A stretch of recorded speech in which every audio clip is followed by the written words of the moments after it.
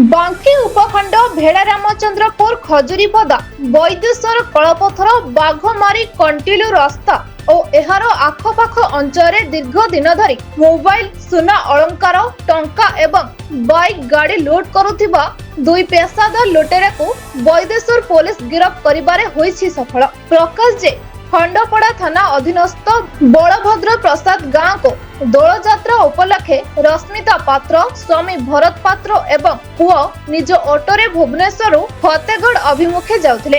वैदेश्वर थाना अंतर्गत कलापथर पंचायतर परशुरामपुर ग्राम छकठारु अल्प दूर महिला कला पल्सर गाड़ीर दुई युवक लोड करने चेष्टा करथिले। धस्ताधस्ती रे कला पल्सर बाइक रो युवक द्वय पड़ी जाइथिले। महिला जनक मोबाइल लुटी नेउथिबा पार्टी करिबारु विपरीत दिगरु आसुथिबा लोके काबू करी 112 को कॉल करी पुलिस रो जिम्मा देथिले।